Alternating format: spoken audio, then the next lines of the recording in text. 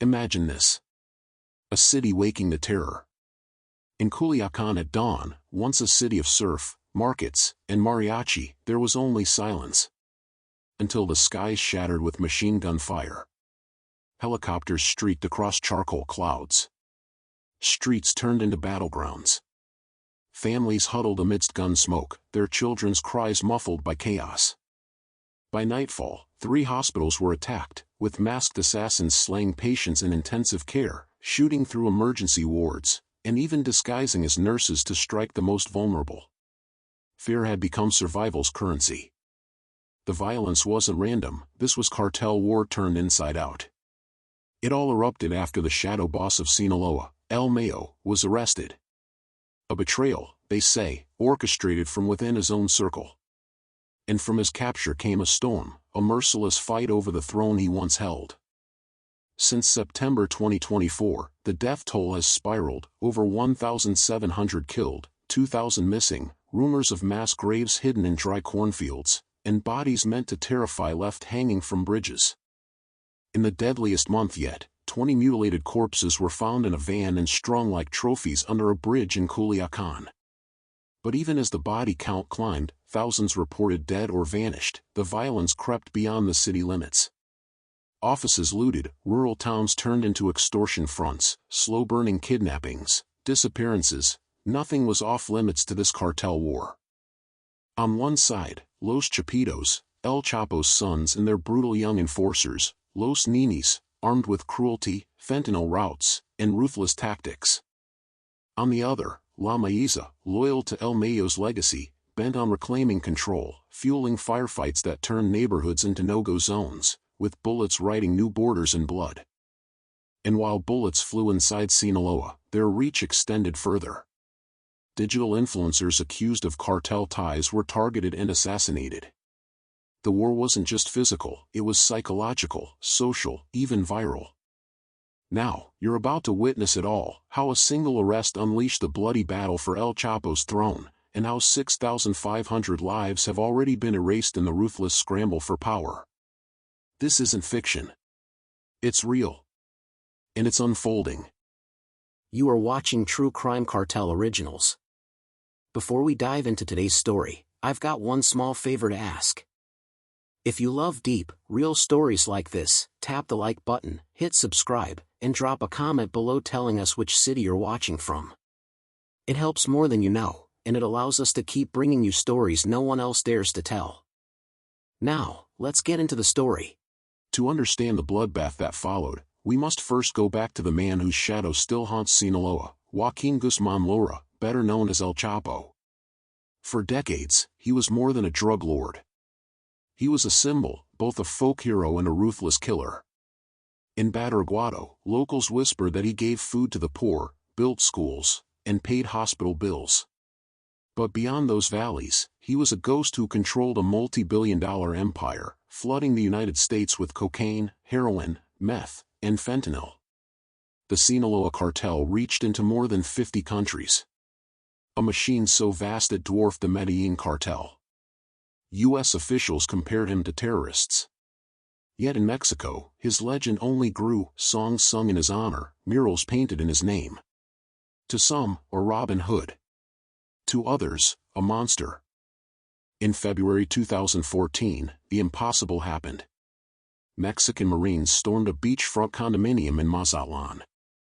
And there he was, El Chapo, caught not in a fortress, not in the mountains, but asleep beside his wife and twin daughters. His arrest sent shockwaves across the globe. The king had fallen. But kings like El Chapo never fall quietly. Less than a year later, he humiliated Mexico once again. In 2015, he escaped through a mile-long tunnel carved directly into his maximum security cell. The tunnel had lighting, rails, and even a modified motorcycle. It was a prison break so daring, so elaborate, it seemed ripped from a movie script. For 6 months, he was a phantom. Soldiers scoured the countryside, while villagers whispered of sightings. Then, in January 2016, Marines cornered him in Los Machos after a fierce shootout that left the streets riddled with bullet holes and blood. This time, there would be no escape. By 2017, the world saw the end of his reign. Shackled and flown under tight security, El Chapo was extradited to the United States. There, in a Brooklyn courtroom, prosecutors unveiled the scale of his empire: billions laundered, murders ordered casually, gold-plated AK-47s, and even private zoos. The trial was a spectacle, witnesses describing luxury, brutality, and betrayal. One witness described entire airstrips controlled by the cartel. Another spoke of briefcases filled with cash, paid directly to corrupt officials. The most chilling moments came when assassins testified, describing orders whispered by El Chapo that ended dozens of lives. In New York, his story ended in chains. In Mexico, his fall opened the gates to war. With El Chapo gone, the cartel did not collapse, it fractured. Billions in smuggling routes, influence networks, and political protections suddenly lay unclaimed. His sons, Los Chapitos, believed they were rightful heirs. But El Mayo Zambada, the cautious shadow boss, still lived. For the first time in decades, he was forced into the spotlight. And beyond Sinaloa, vultures circled. The Jalisco New Generation Cartel, CJ&G, prepared to seize territory. Old enemies like the Beltran Leavis saw an opening. The throne was not empty, it was contested. Within the cartel, whispers of betrayal turned into gunfire. Soldiers who once wore the same insignia now aimed rifles at each other. Families of lieutenants fled, fearing kidnappings. The peace that El Chapo enforced by fear collapsed, and with it came a storm no one could stop. In villages, they spoke of the throne, a symbol of whoever truly commanded Sinaloa. But this throne was never gilded with gold. It was built from cocaine, blood, and betrayal. And now it sat vacant, daring the ambitious to claim it. As the world celebrated El Chapo's downfall, Sinaloa braced for something far darker. His absence did not bring peace, it invited chaos. The throne was empty. But not for long. In the vacuum left behind by their father, four brothers stepped forward: Ivan Archivaldo, Jesus Alfredo, Ovidio, and Joaquin Guzman Lopez. Together, they were known as Los Chapitos. Young, arrogant, reckless, and desperate to prove they were worthy heirs to the Guzman name. Unlike their father, who ruled with both fear and calculated cunning, Los Chapitos thrived on chaos. They flaunted wealth on social media, exotic cars, gold-plated rifles, and pet tigers. Their sicarios were young, loyal, and brutal. But behind the flashy surface lay insecurity. They were heirs by blood, not by merit. And in the world of the cartels, blood alone was never enough. Standing in their way was a man far older, far wiser, and far more dangerous: Ismael El Mayo Zambada. For decades, he had avoided the spotlight. While Chapo basked in notoriety, Mayo thrived in silence, weaving a web of corruption, alliances, and invisible power. He was a ghost who never set foot in a U.S. courtroom, a mastermind who preferred peace to war, but who would kill without hesitation to protect his empire. Where Los Chapitos posted selfies, Mayo sat in ranch houses, moving billions without a trace. To the young princes, Mayo was a relic. To Mayo, they were spoiled children about to destroy everything their fathers had built. But the fight for Sinaloa was never just family business. Old enemies stirred. The Beltran Leyva remnants, once allies of Chapo, still nursed grudges after their bloody split. They struck from the shadows, assassinating allies and feeding intel to rivals.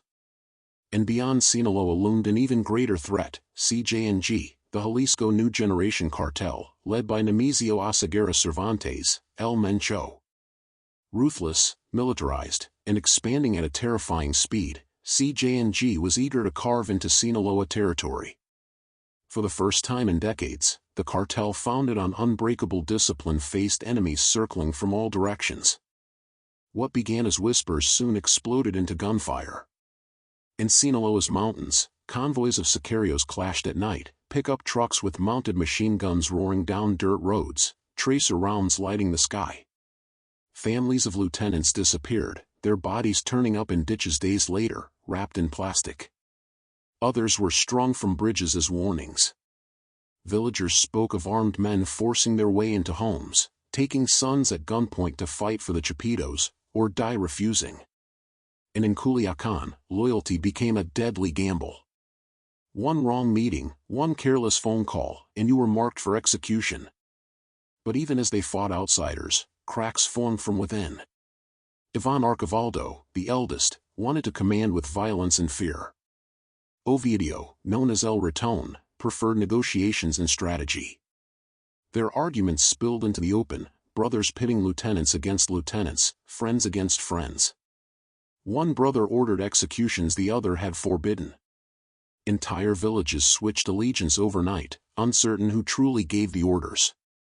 The once feared Sinaloa cartel fractured, its unity bleeding away in a haze of paranoia and gunfire. Then came the night that shook the world. October 2019, Culiacan. Mexican forces captured Ovidio Guzmán. Within hours, hundreds of sicarios flooded the city, turning it into a war zone. Armored convoys blocked streets, RPGs fired into government buildings, and families cowered as bullets shredded their homes. The Chapitos unleashed chaos so brutal that the government surrendered. To prevent mass civilian slaughter, Ovidio was released. For the first time, the world saw the true power of Los Chapitos. They did not just inherit their father's throne, they made the Mexican state kneel before them. But El Mayo watched in silence. To him, the Chapitos' display of chaos was not victory, it was weakness. Drawing attention, provoking the military, terrifying civilians, this was not how empires survived. Mayo's power rested on invisibility. And quietly, he began to move. Officials who once served Chapo now whispered with Mayo. Old alliances reignited. Entire networks shifted beneath the Chapitos' feet, unseen, until it was too late. As the months passed, the betrayals grew bloodier. A convoy loyal to Ivan was ambushed, dozens left dead, bodies riddled with bullets in the dust. A lieutenant who once swore loyalty to Ovidio was found decapitated, his head left on a roadside shrine. Every death deepened the fractures. Every ambush pushed the cartel closer to collapse. In whispers, even their own sicarios asked, were the Chapitos truly in control, or were they boys playing at war? The violence refused to stay contained. Killings spread into Sonora, Durango, and Baja California. Gunfights erupted at border towns. American agents warned that the cartel war now threatened to destabilize entire regions. Yet the Chapitos showed no sign of backing down. The more they bled, the louder they fought. But in every shadow, El Mayo's quiet hand guided events, a reminder that patience often defeats recklessness. By 2020, the Guzman brothers believed they were untouchable. They had forced a government to kneel, terrified rivals, and claimed the throne their father left behind. But power in Mexico is never absolute. And in the dark, the walls were already closing in. The sons thought they controlled Sinaloa. They were wrong. The first shots of the war did not come with armies on battlefields. They came quietly, in alleys, on highways, in the dead of night. Lieutenants loyal to El Mayo were executed outside restaurants, gunned down as their families screamed. The Chapitos' men were dragged from their cars, bound, and left on the roadside with bullets in their skulls. And always, always, the messages followed.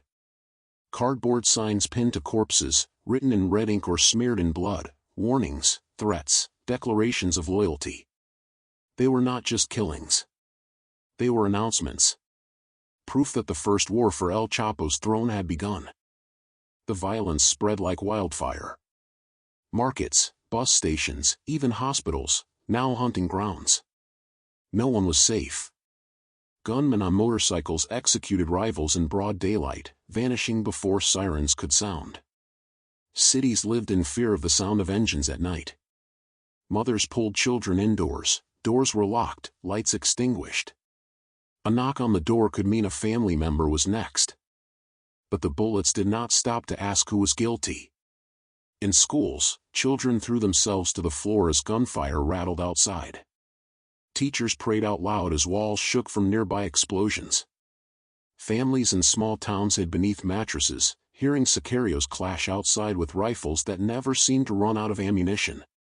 Entire villages were forced into silence, speaking only in whispers, terrified of choosing the wrong words, the wrong side.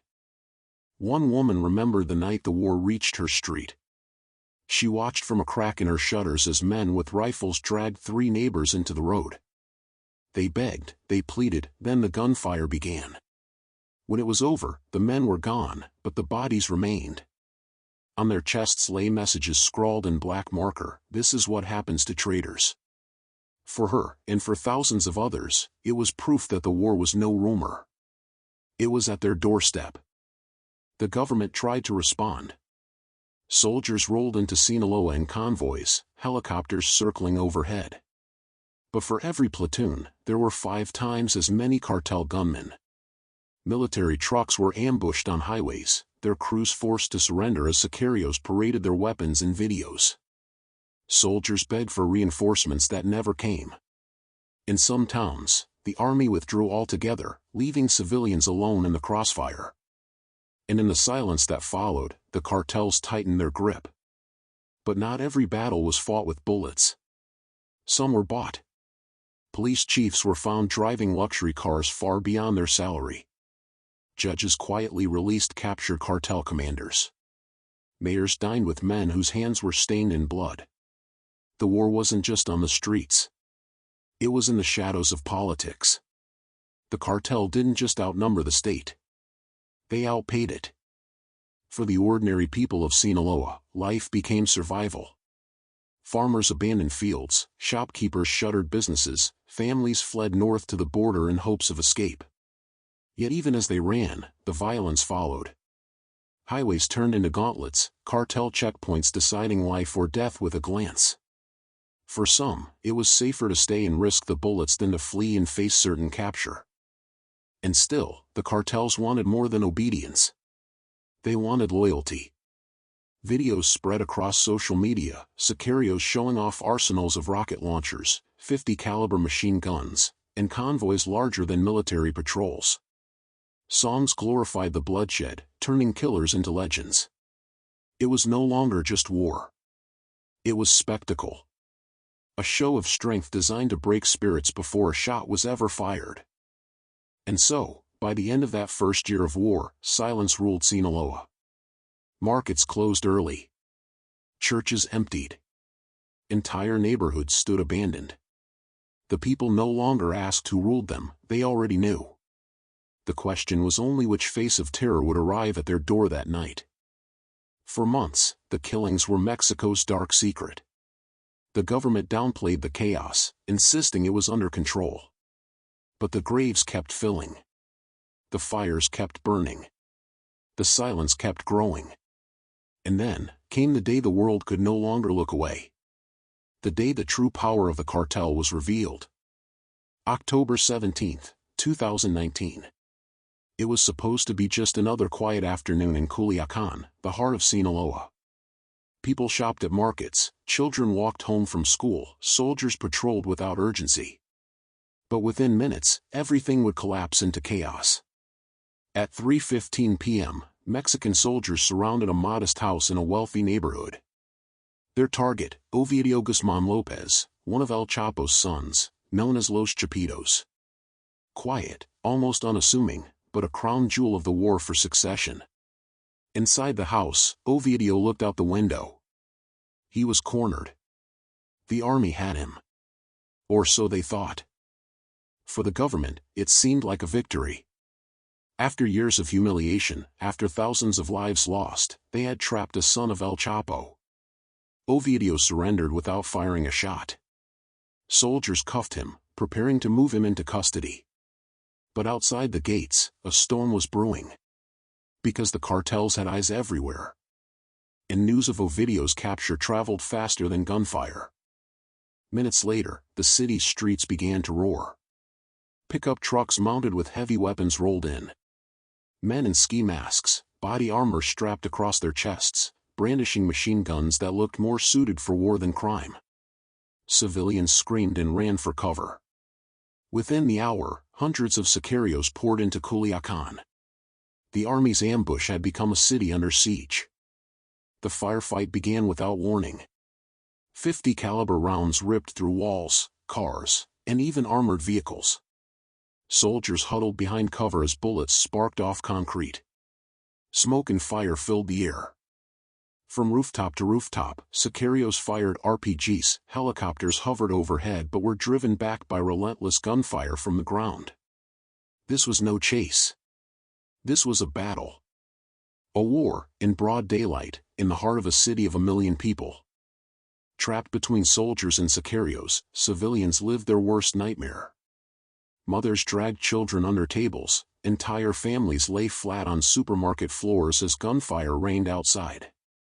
On highways, terrified drivers abandoned cars and ran as burning vehicles blocked roads. A father carried his daughter in his arms as explosions echoed down the street. Culiacan, once bustling with life, had become a battlefield where no one was safe. But this was more than just a rescue mission. The cartel wanted to send a message: no one touches the Guzman bloodline. Across the city, gunmen targeted not just soldiers, but their families. Homes of military officers were set on fire. Police officers were kidnapped in plain sight. It wasn't just war against the army. It was war against the state itself. By nightfall, the city was unrecognizable. Streets burned. Convoys of sicarios patrolled freely. Soldiers, once the hunters, had become the hunted. Radios buzzed with desperate pleas. Troops were outnumbered, trapped, their ammunition running low. Commanders begged for orders from Mexico City. But the truth was inescapable: the army had lost control of Culiacan. The government itself was cornered. At 9 p.m., the order came. The unthinkable. Soldiers were told to stand down. And then, Ovidio Guzmán was released. Mexico's government, its army, its president, its pride, had surrendered not to another country, but to a cartel. The images that followed shocked the world: a young man, smiling faintly, walking free into the night, while the city still burned behind him. The aftermath was devastating. At least 13 people dead, though locals whisper the number was far higher. Entire neighborhoods scarred by bullets. Families torn apart. And a government exposed as powerless against the forces it claimed to control. The humiliation rippled far beyond Mexico. Global headlines called it a surrender, a disgrace, a warning that cartels, not presidents, truly ruled Sinaloa. For the people of Culiacan, it was more personal. They had seen their city held hostage, their lives bargained, their safety sacrificed. And all for one man. El Culiacanazo was not the end. It was a beginning. A declaration of war not just against the state, but against anyone who dared challenge the Guzman name. The government tried to spin the release as an act of mercy, a decision to protect civilians. But on the streets of Sinaloa, everyone knew the truth. The cartels had won. The government had bowed. And Ovidio was free. But what no one knew then, what no one could have imagined, was that this was only round one. In the years after the Culiacanazo, Sinaloa was drenched in blood. The government's surrender had not ended the war, it had ignited it. Los Chapitos tightened their grip with ruthless ambition. El Mayo fought back in shadows. Rivals smelled weakness. And civilians became statistics. But statistics cannot bleed. They cannot cry. Yet across Sinaloa, 6,500 lives were erased in just a few years. Each one a story, each one a life silenced by the throne's hunger. At first, the killings came in the shadows. A man shot at a bus stop. A body dumped on a roadside. A teenager never seen again. But soon, the bloodshed moved into the open. Convoys stormed villages. Gunmen fired into crowded bars. A wedding turned into a massacre when sicarios mistook the groom's family for rivals. By the time the gunfire stopped, bodies lay across dance floors, in plazas, in schoolyards. The war was no longer fought in silence. It was painted on every wall, written in every scream. One of the most terrifying chapters unfolded behind bars. In Aguarudo prison, rival factions clashed in a riot that turned into a slaughter. Automatic weapons smuggled inside cut down dozens of inmates. Guards fled. For hours, screams echoed from inside those walls. When it was over, at least 20 men were dead, their bodies stacked like discarded trash in the prison yard. Survivors described the floor as a lake of blood, the stench unbearable. Even in cages, the war followed them. Then came the highway ambush. A bus carrying farm workers was stopped by sicarios looking for rivals. When none were found, the gunmen opened fire anyway. Witnesses say the bullets tore through windows, passengers screaming as the bus became a coffin of metal and glass. Mothers shielded children with their bodies, dying where they sat. By the time soldiers arrived, silence reigned. 27 lives gone in less than 2 minutes. In Navalado, the war came to the streets. 2 rival convoys clashed in broad daylight, unleashing a storm of bullets that lasted nearly an hour. RPGs lit up the sky, grenades rolled across pavement, cars exploded. When the smoke cleared, 30 bodies lay scattered across the town square. Civilians, sicarios, soldiers, it didn't matter. Navalado was no longer a town. It was a graveyard. For every statistic, there was a family left behind. A mother in tears clutching the backpack of her teenage son, gunned down on his way to school. A father who found his daughter's body in a ditch after she vanished one night. A child left orphaned, staring blankly at the coffin being lowered into the ground. These were not just casualties of war. They were broken families, living ghosts. Hospitals overflowed with gunshot victims. Funeral homes ran out of coffins. Cemeteries carved new graves so fast the earth itself seemed exhausted. And through it all, the people of Sinaloa learned to live with death. They stopped asking why. They stopped asking who. They only asked, who'll be next? But the war in Sinaloa was not just Mexico's tragedy. Its poison spread far beyond. As bodies piled in Culiacan, fentanyl poured north across the border. Stronger than heroin, deadlier than morphine, it flooded American streets. Thousands overdosed, many never even knowing they were taking it. Each pill, stamped with fake logos, traced back to labs hidden deep in Sinaloa. Each pill carried blood from the 6,500 dead. And with every overdose, the cartel grew richer, billions of dollars richer. Europe, Asia, even Australia, the shadow stretched across oceans. The Sinaloa cartel was no longer just a Mexican empire. It was a global network, feeding addiction and reaping profit from every corner of the world.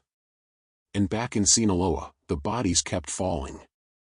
Every dollar earned abroad was bought with blood at home. Every pill sold was another life buried. By the time the death toll reached 6,500, one truth was clear: this was no longer just a war for land, for routes, for power. It was a war for the throne itself. And every life lost was another reminder of the question no one dared answer aloud. Who truly controls Sinaloa's throne? While bodies filled the streets and chaos raged, one man remained untouched. Ismael El Mayo Zambada. The invisible hand of the Sinaloa cartel.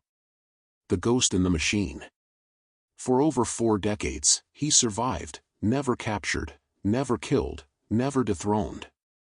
While El Chapo became the face of the cartel, El Mayo became its shadow.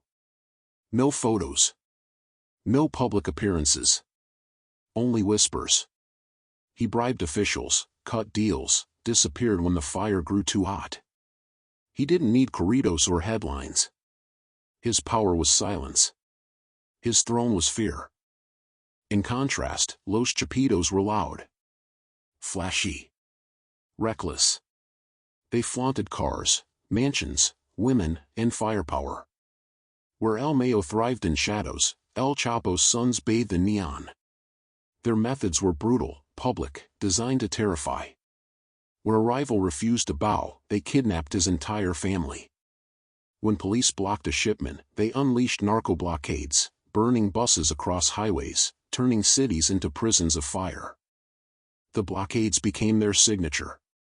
Dozens of vehicles hijacked and set on fire, roads cut off, soldiers trapped, civilians cowering. It was chaos as theater, designed not just to win battles, but to humiliate the government, to show the people who really controlled the streets. The Chapitos weren't playing a long game. They were playing for spectacle, for domination, for fear. But inside the cartel, loyalty was never permanent. Whispers grew louder. Lieutenants plotting in the shadows. Rivals offering bribes to switch sides. Informants selling secrets to the DA. The war for the throne wasn't just fought with bullets in the streets. It was fought in backrooms, in whispered promises, in envelopes full of dollars, in betrayals that shattered blood oaths. And when betrayal was discovered, the punishment was swift and merciless. Bodies appeared hanging from bridges. Heads left in coolers outside police stations. Entire families vanished overnight, erased as if they never existed. Trust was a currency more fragile than life. Even inside the cartel, the walls whispered, and anyone could be next. Through it all, El Mayo watched. Waiting. Silent. He did not rush into battles. He did not flaunt power. He let the sons make enemies, expose themselves, burn their own cities. And when the dust cleared, when betrayals ripped the Chapitos apart, El Mayo remained, the invisible hand steady on the reins of the empire. But the Chapitos felt the shadow. They knew the old man was still there, pulling strings, watching. And paranoia consumed them. They no longer trusted their lieutenants. They no longer trusted each other. Brothers who once swore blood loyalty now kept armed guards even in their own homes, against each other. The throne of Sinaloa was cracking from within. For the government, it was both opportunity and terror. A divided cartel was easier to attack, but it was also more unpredictable, more dangerous. Officials hoped the internal war would weaken them. But instead, the bloodshed only spread wider. And in the chaos, fentanyl labs expanded. Drug routes multiplied. Profits soared. The invisible hand was still guiding, still profiting, still ruling. By now, the people of Sinaloa understood the truth. They didn't fear the soldiers. They didn't fear the police. They feared the men in shadows. Because the men in shadows could not be seen, could not be touched, could not be stopped. And every whisper said the same thing: El Mayo still rules. The war for El Chapo's throne was no longer about soldiers and sicarios. It was about shadows and betrayals, about silence and spectacle. And by the end, one lesson was carved into the blood-soaked streets of Sinaloa. Even inside the cartel, no one was safe. January 2023. Nearly 4 years after El Culiacanazo, Mexico tried again. Before dawn, in the small town of Jesus Maria, special forces surrounded a ranch house. Inside, Ovidio Guzmán López, El Ratón, one of the most powerful of Los Chapitos. The operation was fast, violent, and decisive. Helicopters roared overhead. Gunfire erupted. By sunrise, Ovidio was in custody, bloodied but alive. For the government, it looked like redemption. For Sinaloa, it was the beginning of another nightmare. Within hours, the retaliation began. Convoys of cartel gunmen flooded the highways. 50 caliber rifles thundered against armored trucks. Entire neighborhoods were set ablaze. Civilians filmed from windows as black smoke choked the skies. Planes were shot at in midair. Families trying to flee Culiacan airport hit the ground as bullets pierced the terminals. Once again, the city became a battlefield. And once again, the world watched in horror as the government struggled to contain the fury of the Guzman bloodline. It was a grim echo of 2019. But this time, the government did not bend. They held Ovidio, airlifting him to Mexico City under the heaviest security in the nation's history. Yet the price was devastating. Dozens dead. Families displaced. Streets turned into war zones. For many in Sinaloa, the capture was not justice. It was just another reason to fear the night. But while Ovidio sat in chains, the cartel itself fractured further. Los Chapitos squabbled over power. El Mayo's silence grew heavier. Old rivals circled like vultures, sensing weakness. There was no longer a clear heir to El Chapo's empire. Only shifting allegiances, betrayals, and endless war. The throne did not stand tall. It bled. And the blood spilled onto every street of Sinaloa. For the people of Sinaloa, the throne's price was measured in graves. The mother who buried 3 sons in the same year. The child who grew up without parents because both were executed on suspicion of disloyalty. The old man who tended fields turned into battlefields, praying every day to die of age before a stray bullet claimed him.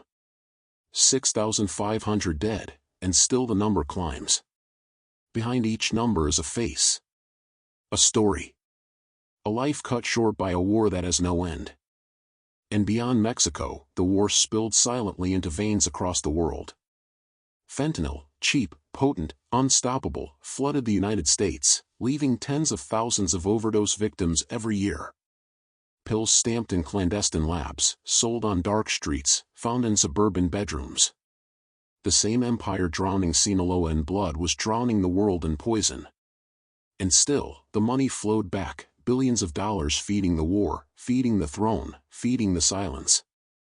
From Culiacan to Chicago, from Navalato to New York, from the mountains of Sinaloa to the streets of Sydney, the shadow stretched. The throne was not just a chair in Mexico. It was a global empire of fear, addiction, and blood. And yet, no one sat securely on it. Not Ovidio. Not the brothers. Not El Mayo. It remained empty, bleeding, cursed. The people of Sinaloa no longer asked when the war would end. They asked only how much worse it could get. Children learned the sound of gunfire before the sound of fireworks.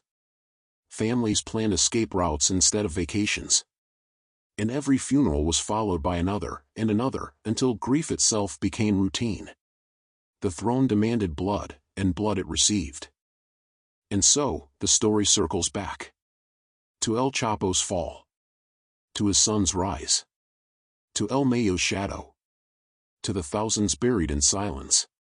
The war was never about justice. Never about peace. It was about the throne. A throne too bloody to claim. A throne cursed by every soul buried beneath it. And so, the question is no longer who will inherit El Chapo's throne. The question is how many more will die before someone dares sit on it. It was still dark when the helicopters came. January 5, 2023. The small town of Jesus Maria, just outside Culiacan, was silent until it wasn't. Armored trucks rolled through narrow dirt roads. Special forces, faces masked, rifles raised, surrounded a compound. Inside, Ovidio Guzmán Lopez. The mouse. The son of El Chapo. One of the most wanted drug traffickers in the world. The firefight was short, but brutal. Bullets tore into the walls, grenades shook the ground, families hid under their beds. And when it was over, Ovidio was dragged out, alive, but bloodied. Handcuffed. Defeated.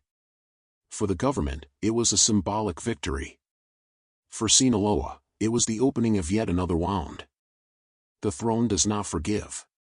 Within hours, convoys of cartel gunmen surged onto highways, their trucks mounted with .50 caliber machine guns.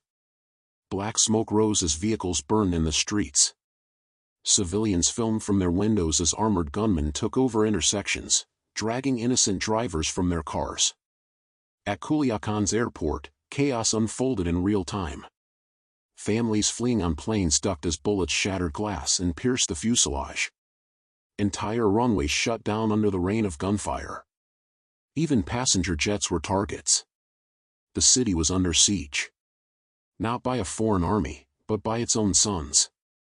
To many, it felt like déjà vu. The Culiacanazo of 2019, the day the government captured Ovidio only to release him hours later under cartel pressure, was still a wound that hadn't healed. But this time was different. Ovidio was not freed. He was airlifted out, guarded by helicopters, transported to Mexico City under unprecedented security. The government claimed victory. But the cost was staggering. Dozens dead, homes destroyed, families displaced. For the people, the victory meant little. For them, the message was clear: the war was not over. It was only evolving. The capture of Ovidio did not settle the question of succession. It only fractured it further.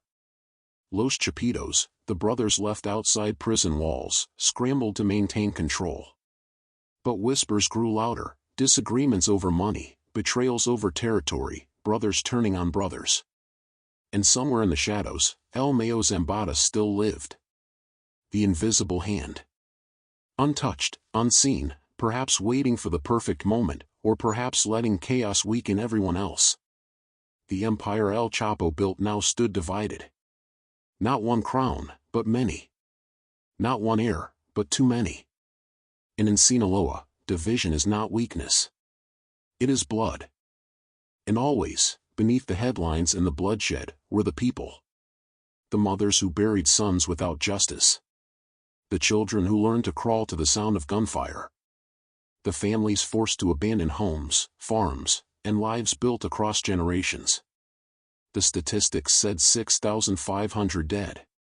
But numbers are cruel. They erase names, faces, and stories.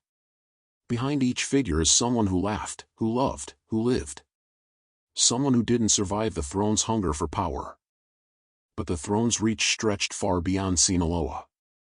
Fentanyl, cheap, deadly, unstoppable, poured across the border. Blue pills stamped in secret labs. Powder hidden in truck shipments. Tiny doses strong enough to kill thousands. In American suburbs, overdose victims piled up.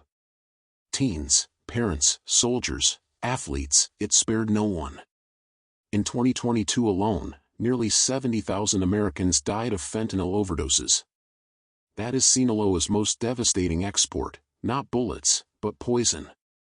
And with every pill sold, billions flowed back into the cartel's veins, fueling more guns, more blood, more death. What began in the mountains of Sinaloa spread across the globe. From Los Angeles to London, Sydney to Santiago, every street touched by drugs bore the shadow of the cartel. El Chapo's throne was not a chair in Mexico, it was an empire of blood and dollars, of graves and gold. But the empire no longer had one ruler. It was fractured, cursed, and hungrier than ever. For the people trapped in it, the war had no end. They no longer asked when peace would come. They asked only, who will die next? Children played soccer in streets littered with bullet casings. Families learned escape routes better than bedtime stories. Every funeral was followed by another. Grief became routine, violence became the background of life. The throne demanded blood, and blood it received. El Chapo once ruled with iron fists and endless cruelty. His sons inherited his empire of fear, but not his control. El Mayo lingered in the shadows, but his silence said more than words. And so, the throne remains. A throne too soaked in blood to sit upon without consequence. A throne cursed by every soul buried beneath it. And so, the question isn't who will inherit El Chapo's throne. The question is how many more will die before someone dares sit on it. From the mountains of Sinaloa to the streets of Culiacan, from the barrios drenched in blood to the quiet homes broken by grief, the throne has left nothing but devastation. 6,500 dead. Countless more displaced, orphaned, or silenced. Entire generations forced to live with the sound of gunfire echoing through their childhoods. This is not just history. It is the present. It is still unfolding. El Chapo's capture was supposed to end the nightmare. But his fall opened the gates to something worse. His sons rose in arrogance. His rivals circled in greed. And his shadow partner, El Mayo, lingered, untouchable, unseen. There was no peace. Only a blood-soaked Game of Thrones, where power is never inherited, it is taken, fought for, and drowned in violence. And the war was not confined to Mexico's borders. Fentanyl pills stamped in hidden labs flooded American streets. Families from Los Angeles to New York wept over overdoses. The prophets bled across oceans, fueling a global empire of death. From the poorest barrios to the richest suburbs, the throne's shadow touched everyone. For decades, the throne of Sinaloa has been the deadliest seat in the world. And today, it remains empty. The Chapitos fight among themselves. El Mayo waits in silence. Rivals test their strength. But no one truly sits secure. Because in Sinaloa, the throne is cursed. Whoever dares to claim it will inherit not power, but blood. And so the story ends as it began, not with victory, not with peace, but with blood. In Sinaloa, power isn't inherited, it's bathed in blood. And the blood is still flowing. This is not the end of the story. It is the beginning of the next chapter. If you want the world to see the truth behind the cartel wars, share this story. If you want more untold histories revealed, subscribe now, and turn on notifications so you don't miss what comes next. Because the war for El Chapo's throne is not over. And neither are we.